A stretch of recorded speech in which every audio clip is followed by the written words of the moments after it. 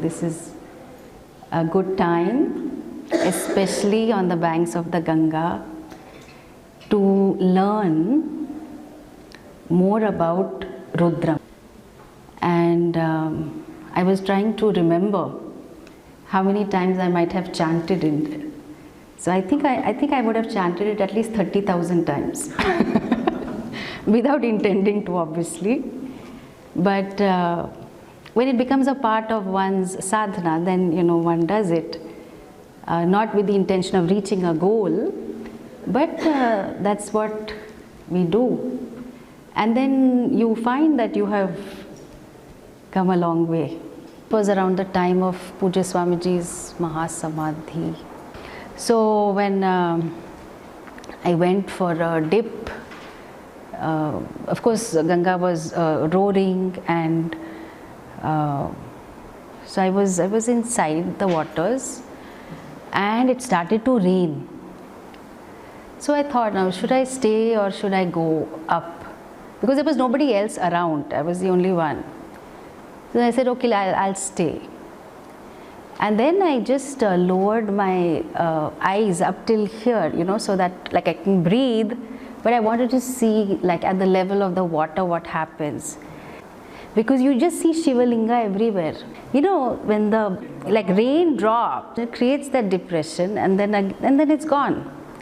So it's like, like so many Shiva Lingas all over on the surface of the water. It was just so magical. Shiva is worshipped as a grahastha, also as a yogi.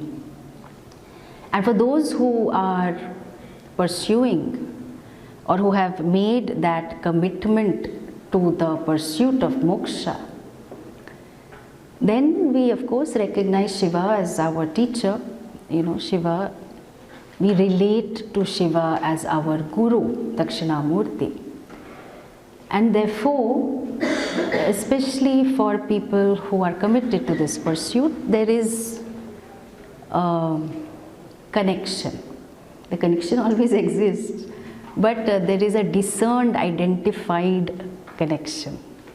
But what is interesting about the Rudram is that even for yajnas, like Ayushya Homa, it could be an astrological remedy, or sometimes homas are done like for samohik, public, like Loka Sangraha, well-being of everyone and so on. So then it also becomes a kaika karma. The karma that you do with your body, you make certain offerings into the Homa Kunda. You of course can chant it verbally. And it can also be a manasam karma.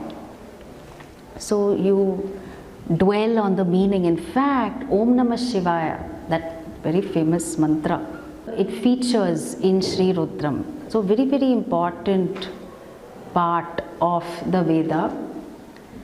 And it is pointing to about 300 ways of looking at Shiva, Ishvara. It has 11 sections. So each section is called Anuvaka. So 11 of them. And even the Anuvaka, even that section, has many mantras. And what is very interesting is that each of the mantra has a different rishi and a different devata. I mean, it could be some aspect of Shiva only.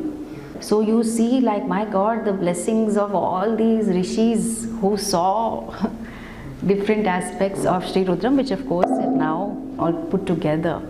So how I relate to Bhagavan through my karma will be really the subject matter. Because any particular action that we do, it can be an isolated action, and then you go on to other things, right? But here, if you are doing a yajna, or you are chanting, or you are thinking about it, here we are talking about a complete change in the way I look at myself, I look at the world, and I look at Ishvara.